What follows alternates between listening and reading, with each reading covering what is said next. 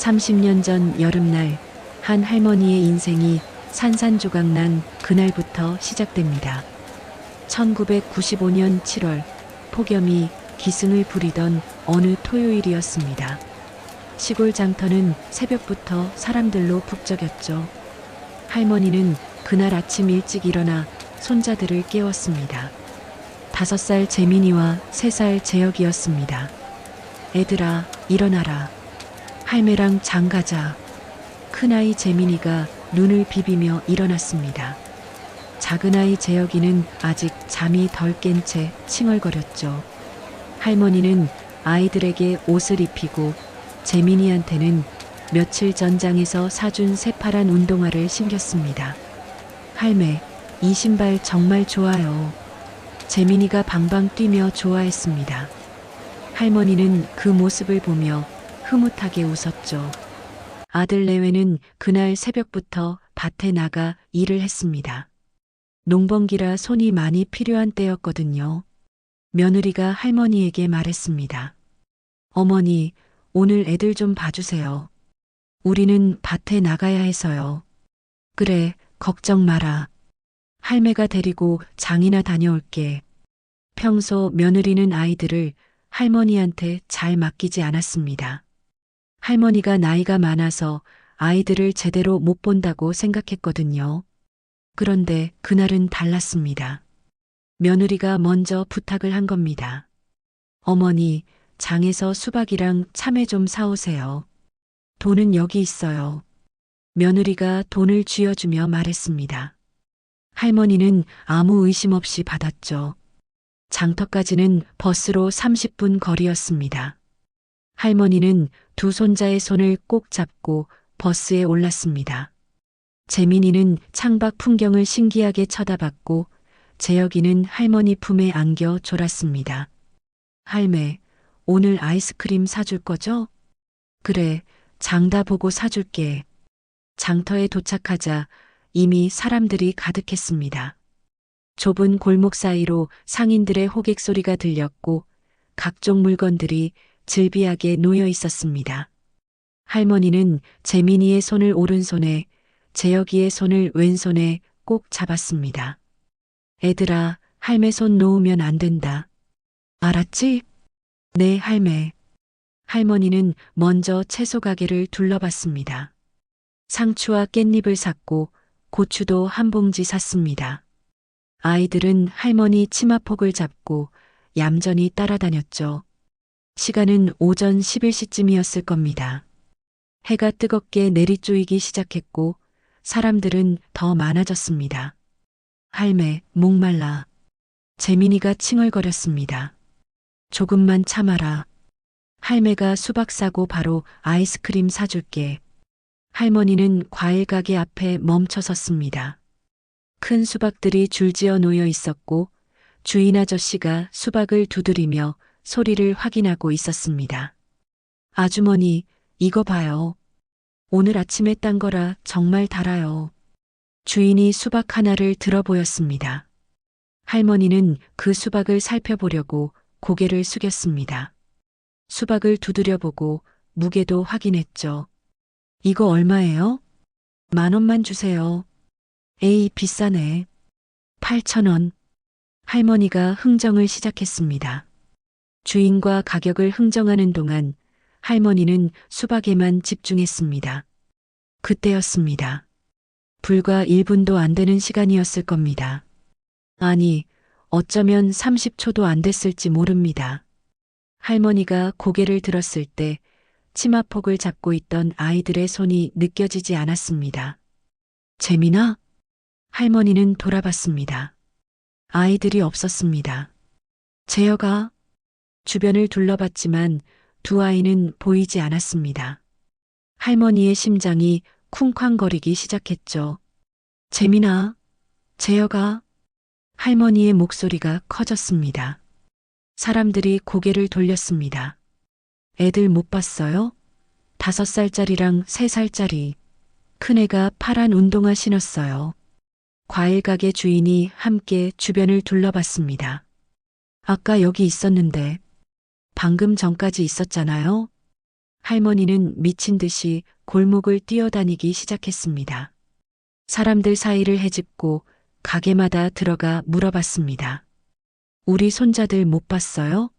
5살, 3살, 파란 운동화. 하지만 아무도 본 사람이 없었습니다. 장터는 너무 넓었고 사람은 너무 많았습니다. 살려주세요. 우리 손자들이 없어졌어요. 할머니의 비명이 장터를 울렸습니다. 사람들이 모여들었고 몇몇은 함께 아이들을 찾기 시작했습니다. 30분, 1시간, 2시간이 지났습니다. 아이들은 나타나지 않았습니다. 누군가 경찰에 신고했습니다. 경찰이 출동했고 할머니는 떨리는 목소리로 상황을 설명했습니다. 잠깐 눈을 돌렸을 뿐이에요. 수박을 보는 동안 1분도 안 됐어요. 할머니의 목소리는 울음으로 변했습니다. 제가 손을 놓쳤어요. 제가 잘못했어요. 경찰은 즉시 수색에 나섰습니다. 장터 구석구석을 뒤졌고 주변 상가들에 전단지를 붙였습니다. 동네 사람들도 나섰습니다. 해가 지고 밤이 왔습니다. 아들 내외가 급히 달려왔습니다. 어머니, 애들이 어떻게 된 거예요? 며느리가 소리를 질렀습니다. 잠깐 사이에 없어졌어. 할머니는 며느리를 볼 수가 없었습니다. 죄책감이 할머니를 짓눌렀습니다. 어머니가 어떻게 애들을 잃어버릴 수가 있어요? 어떻게? 며느리가 울부짖었습니다. 아들은 미친 듯이 장터를 뒤졌습니다. 그날 밤은 끝없이 길었습니다. 경찰과 자원봉사자들이 밤새 수색했지만 두 아이는 나타나지 않았습니다. 그 다음 날도 마찬가지였습니다. 일주일이 지났습니다. 경찰은 광역 수색을 펼쳤고 방송에도 실종 아동 소식이 나갔습니다. 하지만 단서는 전혀 없었습니다. 할머니는 매일 그 장터에 나갔습니다. 아침부터 저녁까지 비가 오나 눈이 오나 할머니는 그 자리를 지켰습니다. 지나가는 사람들한테 사진을 보이며 물었습니다. 우리 손자들 못 봤어요? 제발 좀 봐주세요. 한 달이 지나자 아들의 태도가 변하기 시작했습니다. 어머니, 이제 그만하세요. 한 달이나 지났어요. 안 돼. 애들을 찾아야 해. 어머니, 현실을 받아들이셔야 해요. 애들은 이미. 무슨 소리야. 애들이 살아있어. 하지만 아들의 눈빛은 이미 포기한 사람의 눈빛이었습니다. 2달이 지났습니다. 며느리는 집안에서 아이들의 흔적을 지우기 시작했습니다. 옷가지를 정리하고 장난감을 치웠습니다. 뭐 하는 거냐? 애들 물건을 왜 치워? 할머니가 소리쳤습니다. 어머니, 우리도 살아야 해요. 이렇게 계속 붙들고 있을 순 없어요. 이 사람들이 정말. 할머니는 믿을 수가 없었습니다. 어떻게 친부모가 고작 2달 만에 자식을 포기할 수 있단 말입니까? 석 달이 지나자 경찰도 수색을 축소했습니다. 할머니, 죄송합니다. 저희도 최선을 다했지만 더 이상 할 수 있는 게 없습니다. 안 돼요. 계속 찾아야 해요. 할머니, 이건 이제 미제 사건으로 남게 됐습니다. 그날 할머니는 경찰서 앞에 주저앉아 하염없이 울었습니다. 6개월이 지났습니다. 아들 내외는 결정을 내렸습니다. 어머니, 우리 서울로 이사 가려고 해요. 뭐? 여기선 더 이상 못 살겠어요. 새 출발을 해야 해요. 애들은 어떡하고? 어머니, 아들이 차갑게 말했습니다. 그 애들은 이제 이 세상 사람이 아니에요. 어머니도 받아들이세요. 이 자식이. 할머니는 아들의 뺨을 쳤습니다. 하지만 아들은 피하지 않았습니다. 그저 냉정한 얼굴로 할머니를 바라봤을 뿐이었죠.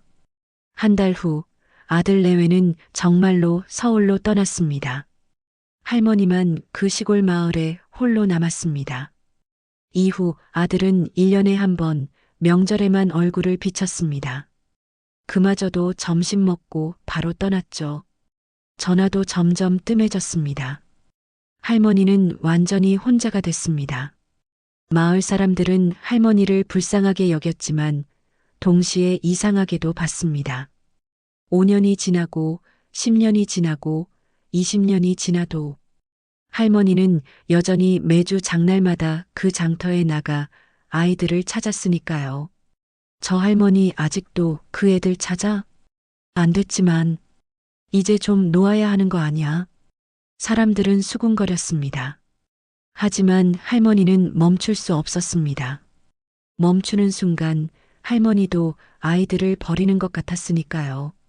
할머니는 단칸방에서 살며 아이들의 바래진 사진을 벽에 붙여놓고 매일 밤 파란 운동화를 꺼내 닦았습니다. 그게 할머니가 살아있다는 유일한 증거였습니다. 재민아, 재혁아. 할매가 미안하다. 할매가 너희를 놓쳤다. 할머니는 매일 밤 운동화를 안고 울었습니다. 그렇게 30년이 흘렀습니다.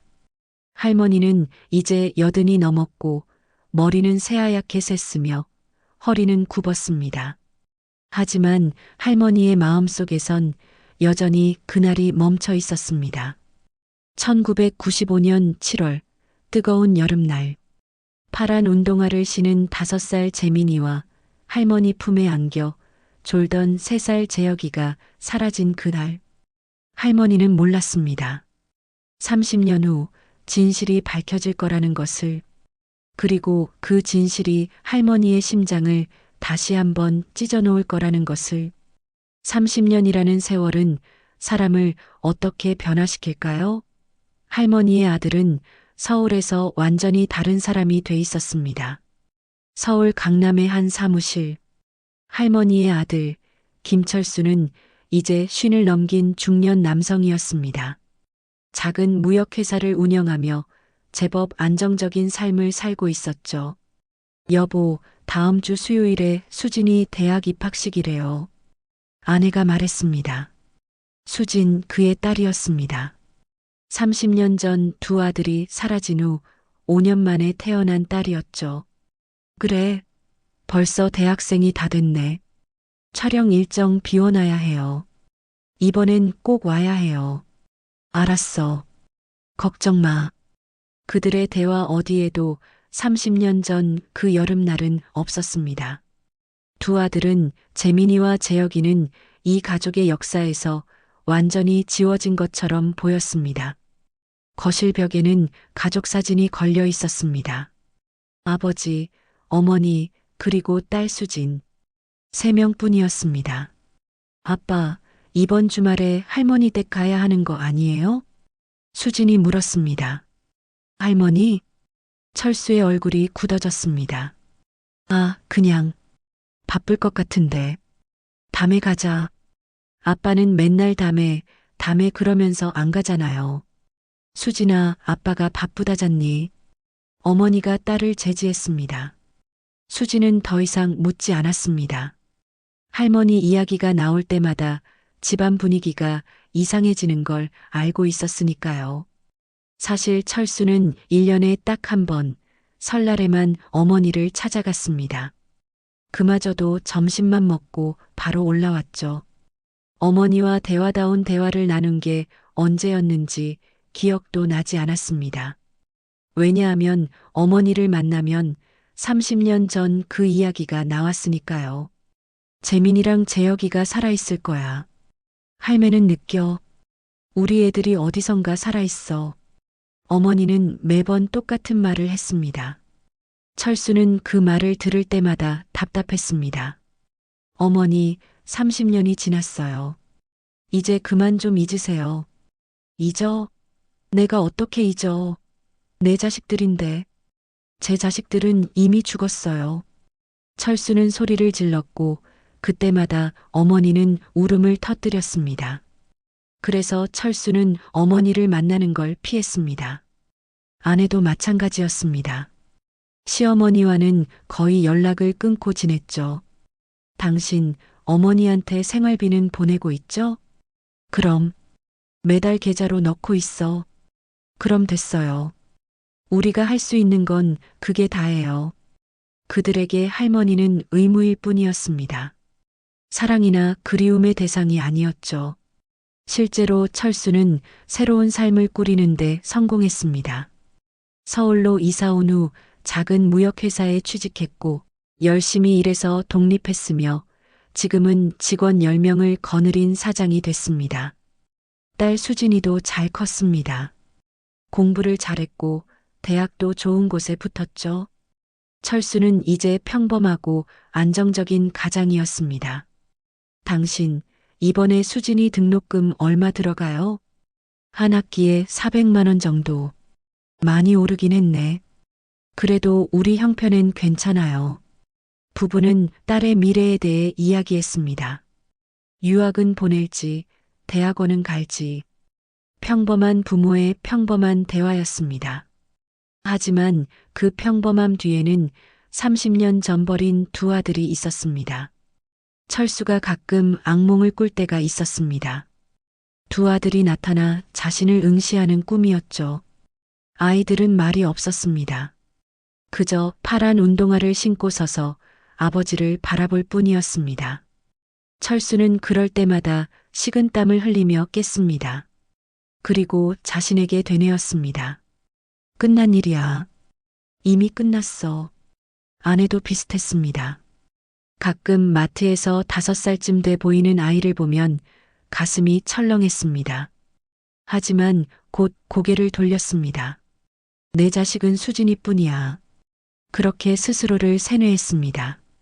그들의 삶에서 재민이와 재혁이는 완전히 삭제됐습니다. 사진도 없었고 제사도 지내지 않았으며 이야기조차 하지 않았습니다.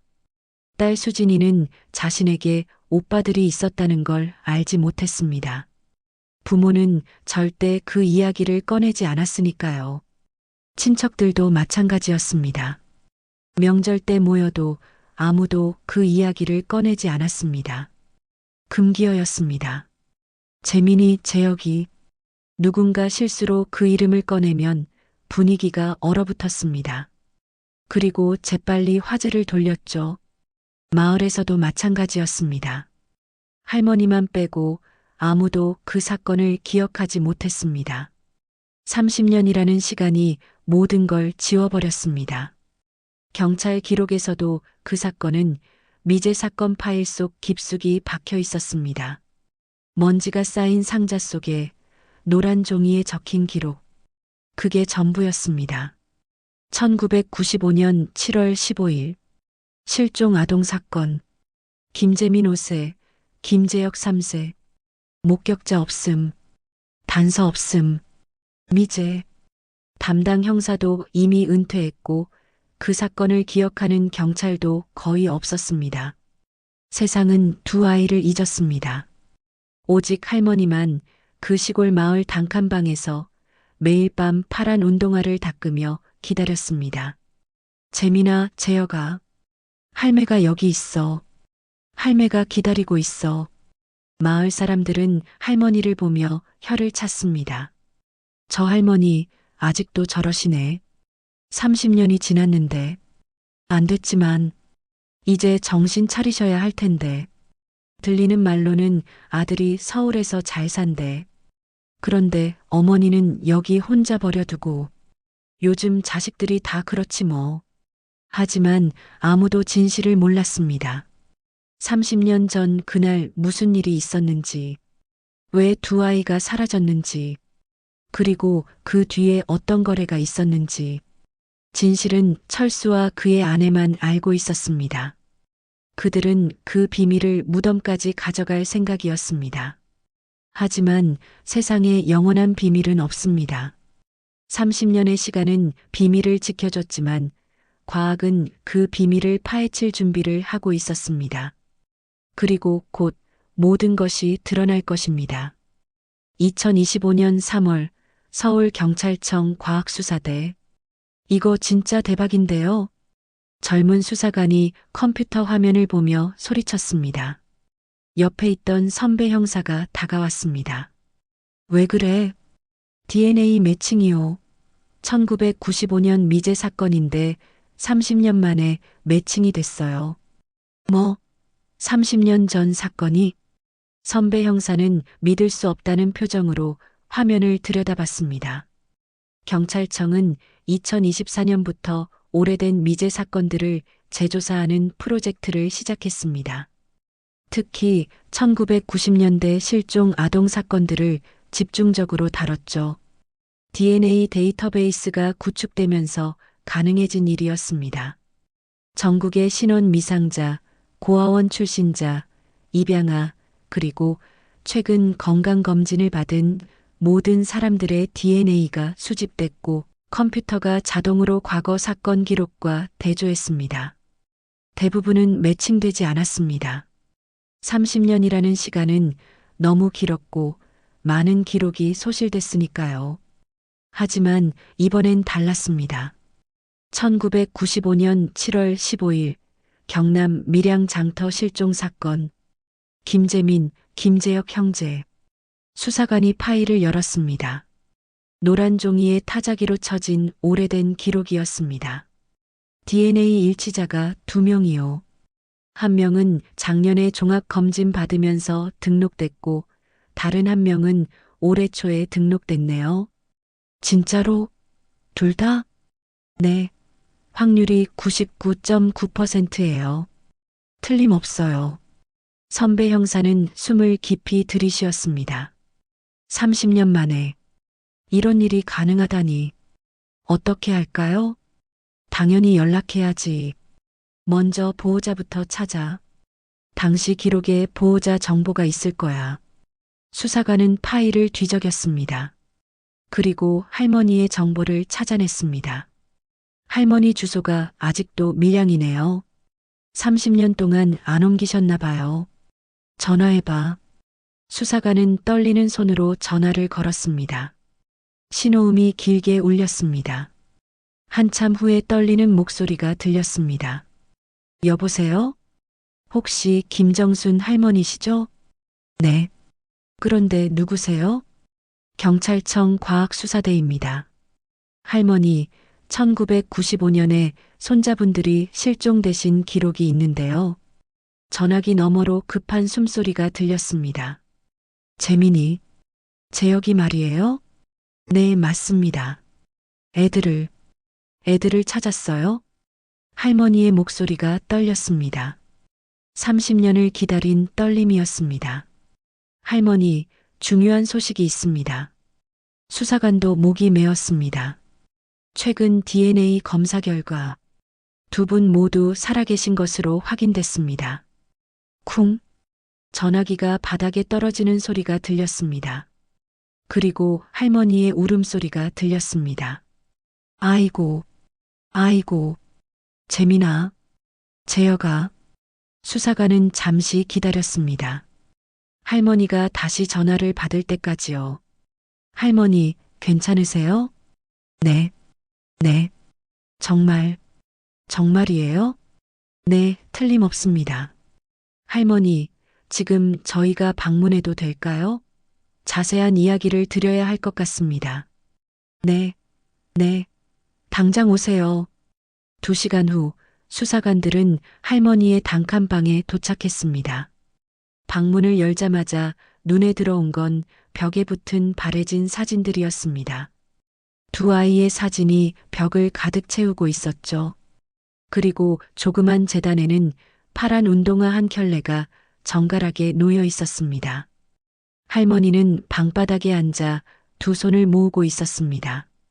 제발 꿈이 아니라고 해주세요. 수사관은 할머니 앞에 앉았습니다. 할머니, 꿈이 아닙니다.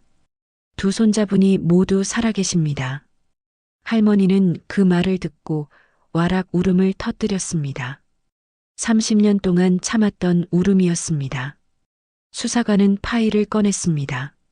먼저 김재민 씨입니다. 현재 35세이고 서울에 거주하고 계십니다. 입양되셔서 다른 성을 쓰고 계시고요. 대기업에 다니고 계십니다. 재민이가 재민이가 잘 자랐구나. 그리고 김재혁 씨는 고아원에서 성장하셨습니다. 현재는 인천에서 택배기사로 일하고 계십니다. 재혁이는 고아원에서 할머니의 얼굴이 일그러졌습니다. 할머니, 일단 두 분 모두 건강하십니다. 그게 가장 중요한 거잖아요. 그래요. 살아있는 게, 그게 제일 중요하지. 수사관은 잠시 망설이다가 입을 열었습니다. 할머니, 그런데 사건을 재조사하다가 좀 이상한 점을 발견했습니다. 이상한 점이요? 당시 CCTV 영상을 복원했는데요. 수사관이 태블릿을 꺼내 영상을 보여줬습니다. 화질은 나빴지만 장터의 모습이 보였습니다. 여기 보시면 할머니께서 수박을 고르고 계시죠? 네. 그리고 여기 한 남자와 여자가 아이들에게 다가갑니다. 화면 속에서 정체를 알 수 없는 두 사람이 재민이와 재혁이에게 다가가 무언가를 보여주고 있었습니다. 아이들이 그들을 따라갑니다. 보세요. 저항하는 모습이 없어요. 마치 알고 있는 사람을 따라가는 것처럼요. 할머니의 얼굴이 창백해졌습니다. 그리고 할머니, 이게 더 중요한데요. 수사관이 다른 서류를 꺼냈습니다. 당시 할머니 아드님, 그러니까 아이들의 아버지 되시는 분의 금융 기록입니다. 1995년 7월에 거액의 빚이 있었는데, 빚이요? 네. 사채에 5천만 원 가까이 빚이 있었습니다. 당시로선 엄청난 금액이죠. 그런데 아이들이 실종된 바로 그날, 수사관이 화면을 가리켰습니다. 500만 원이 입금됐습니다. 출처 불명의 돈이요. 그리고 그 돈으로 빚을 갚았습니다. 할머니는 아무 말도 할 수 없었습니다. 할머니, 혹시 당시에 이상한 점을 느끼신 적 없으세요? 할머니는 떠올렸습니다. 그날 아침 며느리가 먼저 아이들을 맡긴 것. 평소엔 절대 그러지 않았는데, 그리고 장에 가라고 재촉한 것. 설마, 할머니의 입술이 떨렸습니다. 수사관은 또 다른 서류를 꺼냈습니다. 그리고 이건 최근에 발견한 건데요. 당시 불법 입양 브로커 조직이 있었습니다. 경찰이 2000년에 적발했는데 그들의 장부에 수사관이 조심스럽게 말했습니다. 아드님의 이름이 있었습니다. 할머니의 세계가 무너졌습니다. 안 돼. 안 돼. 할머니, 저희가 계속 조사하겠습니다. 정확한 진실을 밝혀내겠습니다. 그날 밤 할머니는 잠을 이룰 수 없었습니다.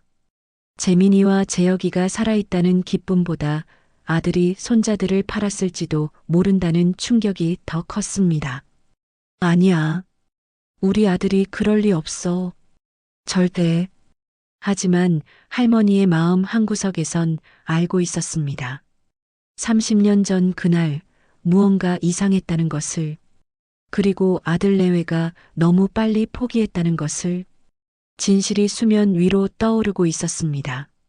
그리고 그 진실은 할머니가 상상했던 것보다 훨씬 더 잔인할 것입니다. 일주일 후 서울경찰청. 김재민 씨 맞으시죠?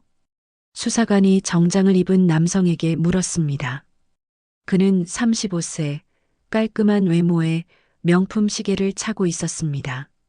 대기업 과장이라는 명함을 내밀었죠. 네, 그런데 무슨 일로 저를... 앉으시죠. 중요한 이야기가 있습니다. 재민은 불안한 표정으로 자리에 앉았습니다. 김재민 씨, 아니, 본명이 김재민이셨습니다.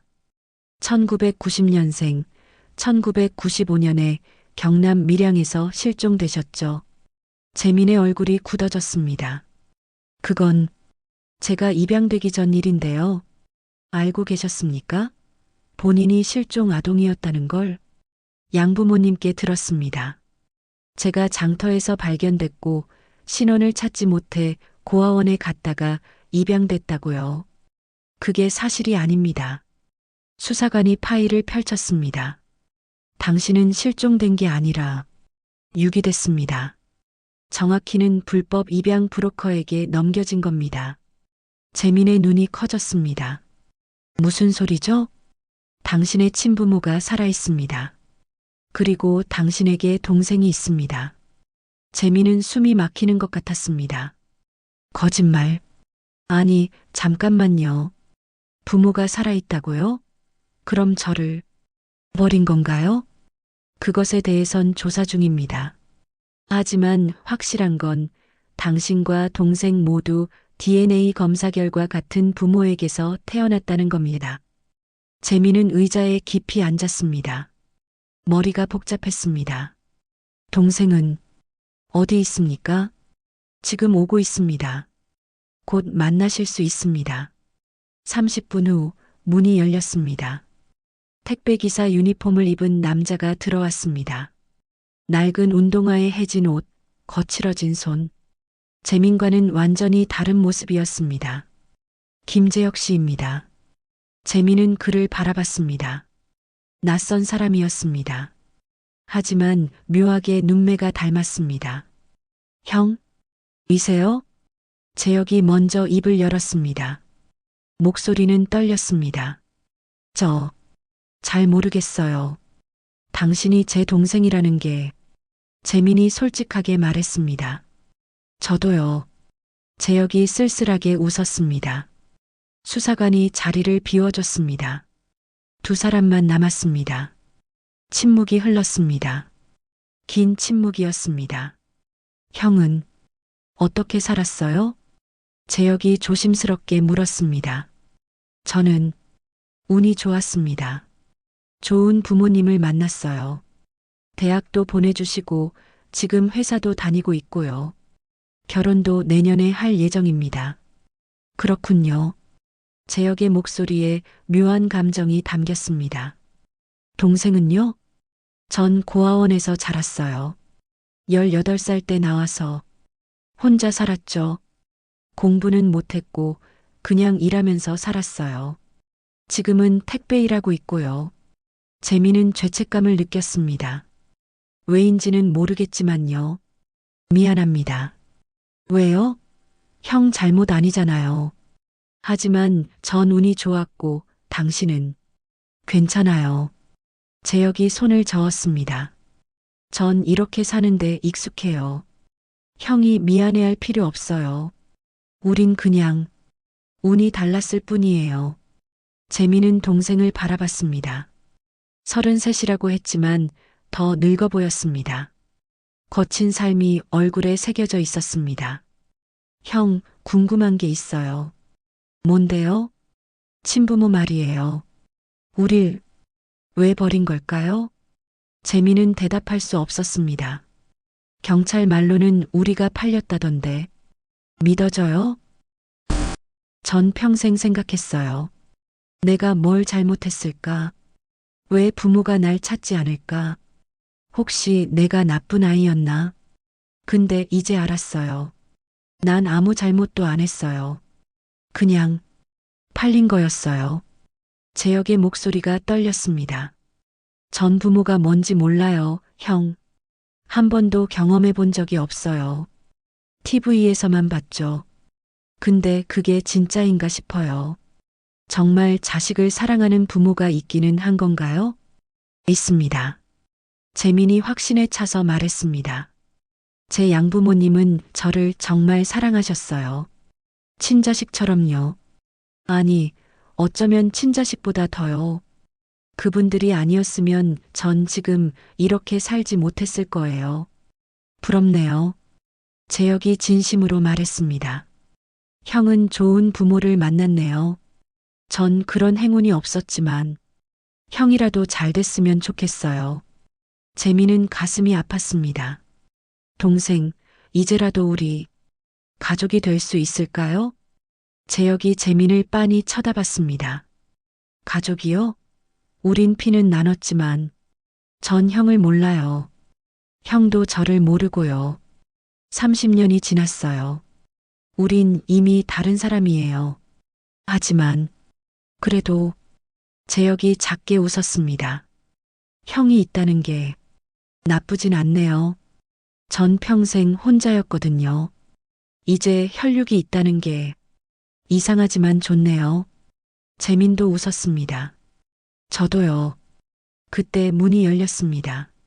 수사관이 들어왔습니다.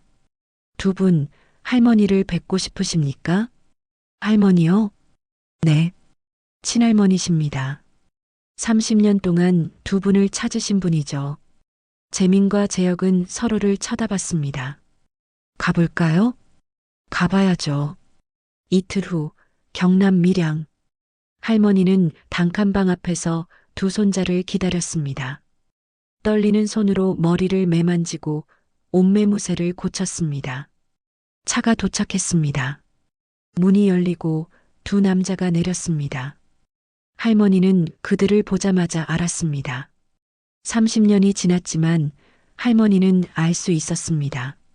재민아, 재혁아, 할머니가 다가갔습니다. 지팡이를 짚고 한 걸음 한 걸음요. 재민과 재혁은 할머니를 봤습니다. 기억나지 않았습니다. 너무 어렸으니까요. 하지만 가슴 한구석이 먹먹해졌습니다. 할매가 너희를 못 지켰다. 할머니는 두 손자 앞에서 무릎을 꿇었습니다. 할매가 미안하다. 할매가 손을 놓쳤다. 할머니, 재혁이 황급히 할머니를 부축했습니다. 일어나세요. 할머니 잘못 아니에요. 할매가 너희를 지켰어야 했는데. 할머니는 울었습니다. 30년의 죄책감이 터져 나왔습니다. 재민도 다가와 할머니를 부축했습니다. 할머니, 저희 괜찮아요. 보세요, 우리 잘 자랐잖아요. 할머니는 두 손자의 얼굴을 번갈아 봤습니다.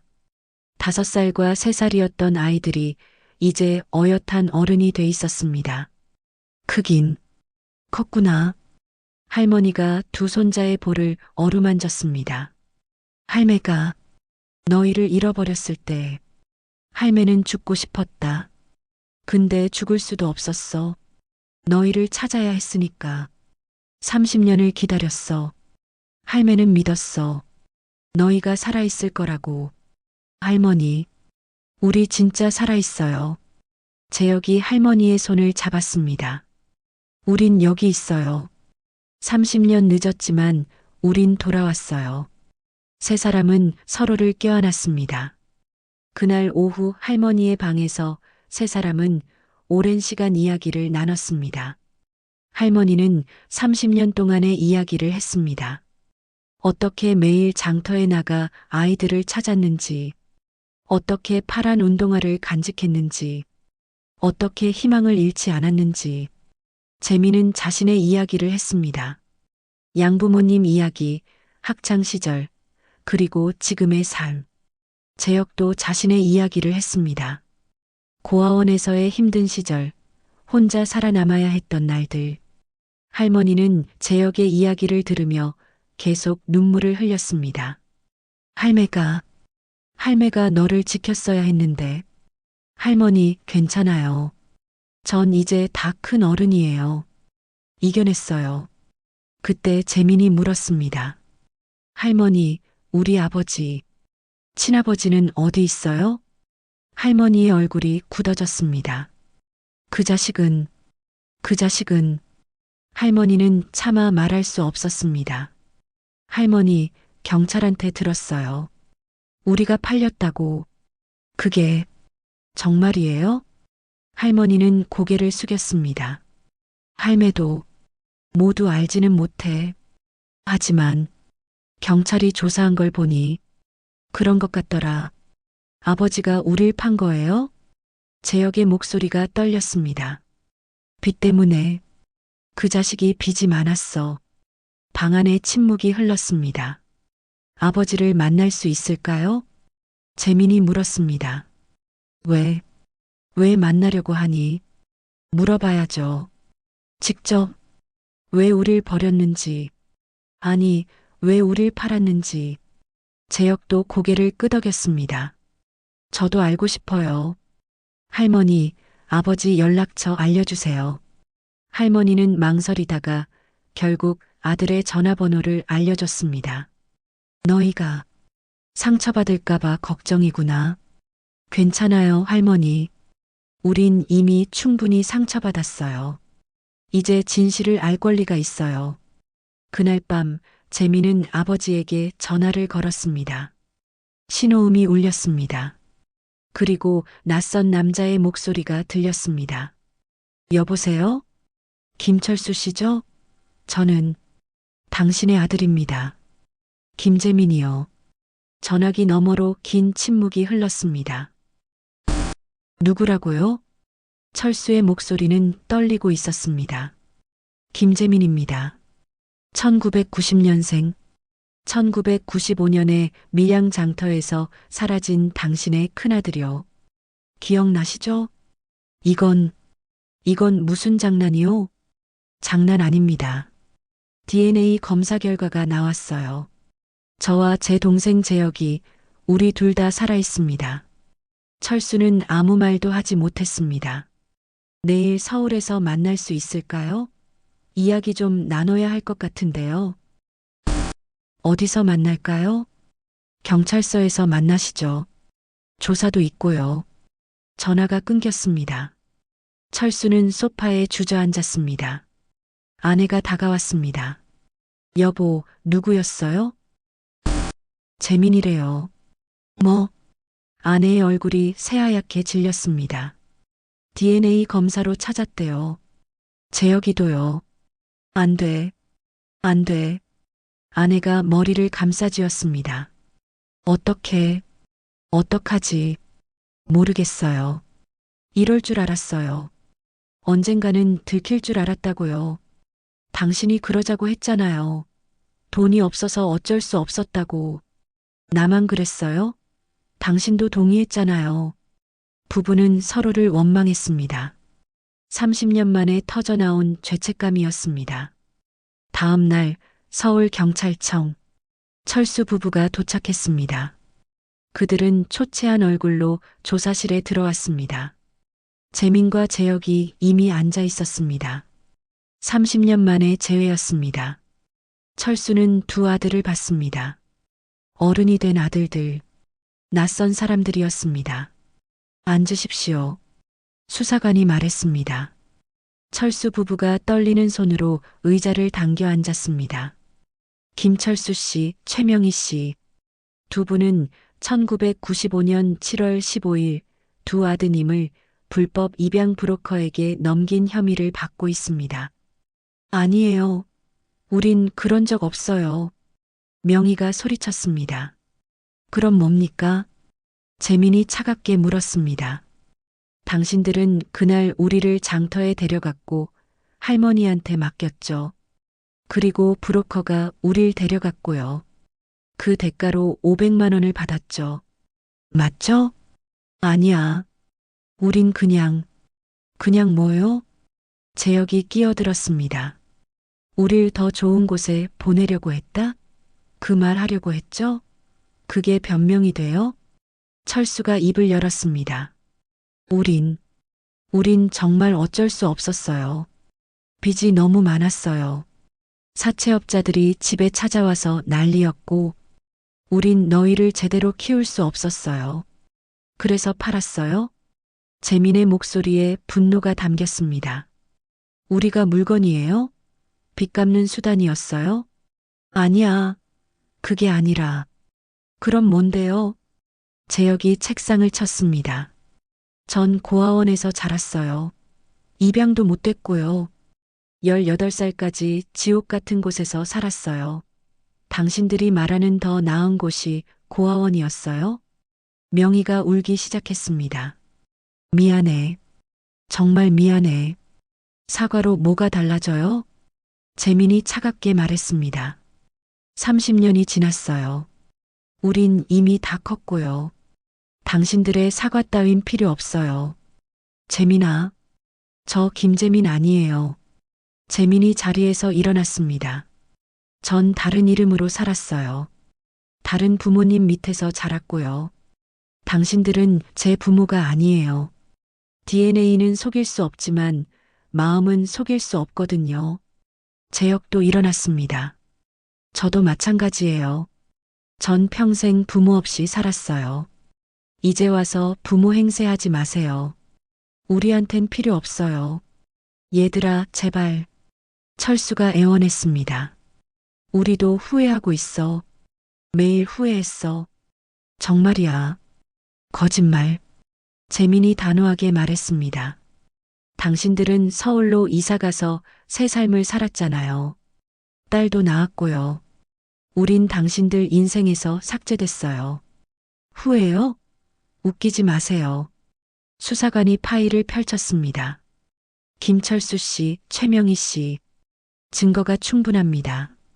당시 브로커 조직의 장부, 금융 기록, CCTV 영상, 그리고 최명희 씨가 쓴 일기까지요. 일기요? 명희의 얼굴이 창백해졌습니다. 네. 우리보다 아이들을 비싸게 쳤다고 쓰셨죠. 기억나십니까? 명희는 고개를 떨구었습니다. 두 분은 아동복지법 위반, 인신매매 혐의로 기소될 예정입니다. 저희를 처벌하시겠다는 거예요? 당연하죠. 재혁이 말했습니다. 당신들이 한 짓은 범죄예요. 자식을 파는 건 범죄라고요. 철수가 두 아들을 바라봤습니다. 너희가 정말 우릴 용서할 수 없니? 용서요? 재민이 비웃었습니다. 용서는 잘못을 뉘우치는 사람한테나 하는 거예요. 당신들은 30년 동안 뭘 했죠? 우릴 찾았나요? 후회했나요? 아니잖아요. 그냥 없던 일로 하고 살았잖아요. 우린 이제 그만하세요. 재혁이 말을 끊었습니다. 우린 당신들한테 바라는 게 없어요. 그냥 우리 인생에서 사라져 주세요. 30년 전처럼요. 형제는 조사실을 나갔습니다. 철수 부부만 남았습니다. 이제 어떡하지? 한 달 후 경찰 조사가 깊어지면서 더 많은 진실이 드러났습니다. 이거 대박이에요. 젊은 수사관이 오래된 파일을 들고 뛰어왔습니다. 1995년 당시 불법 입양 브로커 조직이요. 10년 동안 최소 300명 이상의 아이들을 거래했어요.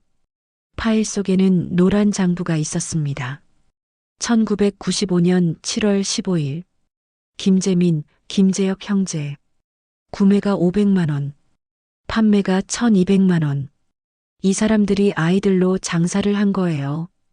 경찰은 당시 조직원 한 명을 찾아냈습니다. 71세 노인, 암말기로 요양병원에 입원해 있었습니다. 우리가 한 짓은 범죄였소. 하지만 부모들도 알고 있었어요. 자기 자식을 팔고 있다는 걸요.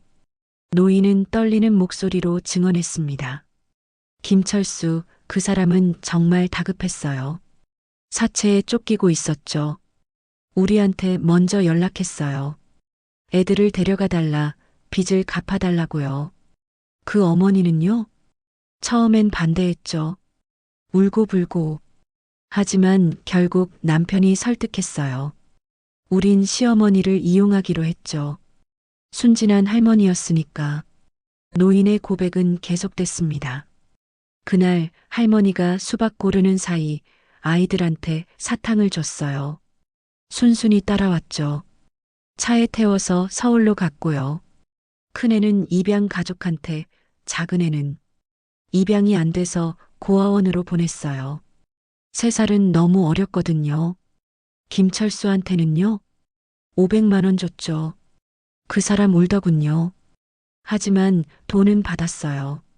그리고 한 달 후 어머니가 연락했어요. 애들 돌려달라고. 우린 거절했죠. 거래는 끝났으니까요. 경찰은 또 다른 증거를 찾았습니다. 최명희의 일기장이었습니다. 1995년 7월 14일. 내일이다. 시어머니한테 맡기기로 했다. 나는 어머니인가, 악마인가? 1995년 7월 15일. 끝났다. 500만 원을 받았다. 우린 이미 부모가 아니다.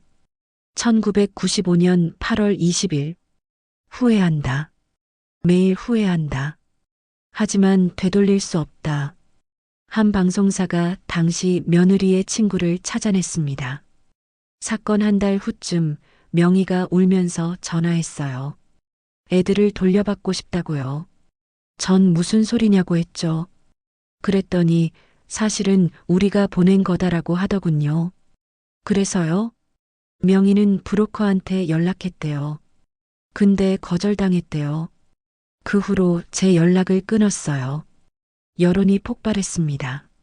처음엔 후회했으면서 왜 30년 동안 찾지 않았나? 재민과 재혁은 법원에 청구했습니다. 친부모와 법적 관계를 단절하고 할머니를 법적 보호자로 지정하고 싶습니다. 한 달 후 선고가 났습니다. 피고인 김철수, 최명희는 징역 2년, 집행유예 3년을 선고한다. 그리고 피해자들과의 법적 친자 관계를 단절한다. 재민이 일어났습니다. 당신들은 이제 우리 부모가 아닙니다. 법적으로도 감정적으로도요. 재혁도 말했습니다. 다시는 우리 앞에 나타나지 마세요. 형제는 법정을 나섰습니다. 밖에서 할머니가 기다리고 있었습니다. 끝났니? 네, 할머니. 다 끝났어요. 세 사람은 서로를 껴안았습니다.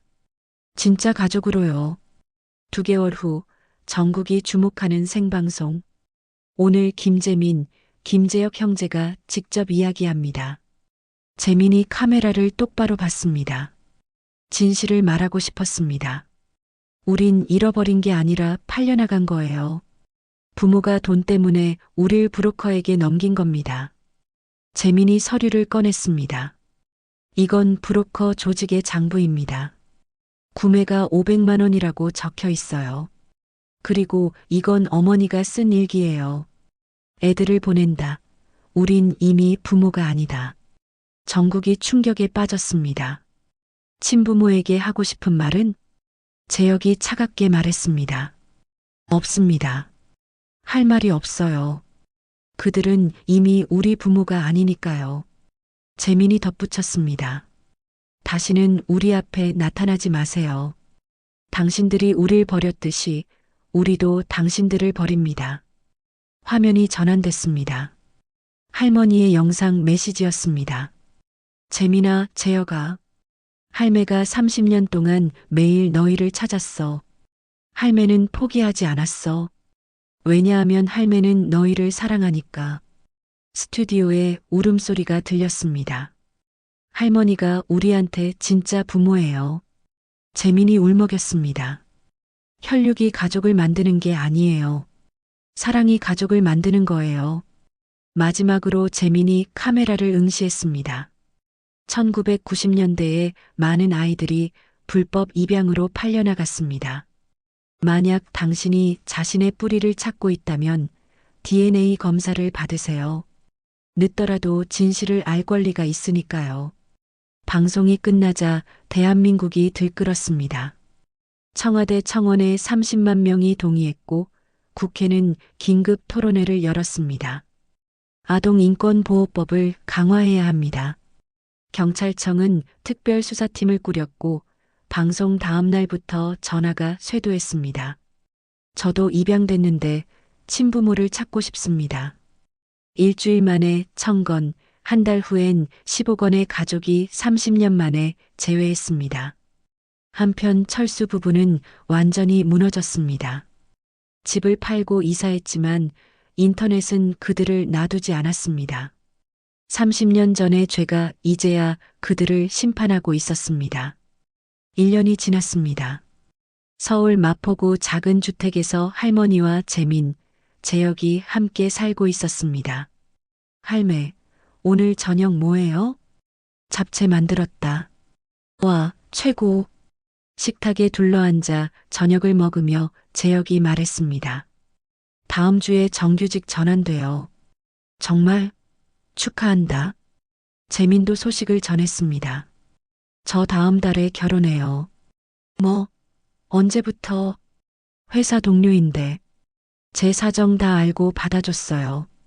할머니가 재민의 손을 잡았습니다. 할매가 결혼식 가도 되니? 당연하죠. 신랑 어머니 자리에 앉으셔야죠. 2달 후 결혼식 날, 재민이 할머니에게 손을 내밀었습니다. 할머니, 저랑 같이 입장하실래요? 2사람은 함께 버진 로드를 걸었고 하객들이 눈물을 흘렸습니다. 서약식에서 재민이 말했습니다. 저는 한때 잃어버린 아이였습니다. 하지만 할머니가 가르쳐 주셨어요. 진짜 가족은 피가 아니라 사랑으로 만들어진다고요. 몇 달 후 재역도 발표했습니다. 저 야간대학에 등록했어요. 늦었지만 공부하고 싶어요. 잘했다. 6개월 후 3사람은 30년 전 그 장터를 다시 찾았습니다. 여기가 우리가 사라진 곳이구나. 할머니가 한 지점을 가리켰습니다. 할매가 여기서 너희를 놓쳤어. 3사람은 그 자리에 섰습니다. 30년 전 이 자리에서 우리 인생이 바뀌었네요. 하지만 이제 우린 다시 만났어. 재민이 할머니와 동생의 손을 잡았습니다. 다시는 놓지 않을 거예요. 할매도 놓지 않을게. 집으로 돌아와 할머니는 오래된 상자를 꺼냈습니다. 파란 운동화였습니다. 할매가 30년 동안 간직한 거다. 이거 제가 보관할게요. 우리 가족의 역사니까요. 그날 밤 할머니는 일기를 썼습니다. 오늘 아이들과 그 장터에 다녀왔다. 30년 전 내가 아이들을 잃은 곳. 하지만 오늘은 달랐다. 우린 함께였다. 나는 행복하다. 재민아, 재혁아, 할매는 너희를 사랑한다. 2년 후, 재민의 집에 사람들이 모였습니다. 재민 부부와 갓난아기, 할머니, 재혁과 여자친구. 할머니, 증손주 안아보세요. 이름은 김지민이에요. 할머니 순자를 따왔어요. 할머니는 눈물을 흘렸습니다. 고맙다. 저녁 식사를 하며 재민이 물었습니다. 할머니, 30년 동안 우릴 기다린 거 후회하세요? 후회? 절대 안 해. 그 30년이 있었기에 지금이 있는 거야. 그날 밤 할머니는 벽에 걸린 가족 사진을 바라봤습니다. 우리가 해냈구나. 30년. 길었지만 결국 우린 해냈어. 창밖으로 봄바람이 불어왔습니다. 긴 겨울이 끝나고 진짜 봄이 온 것 같았습니다. 30년 만에. 가족은 피가 아니라 사랑으로 만들어집니다. 그리고 진짜 사랑은 30년이 지나도 포기하지 않습니다. 할머니처럼.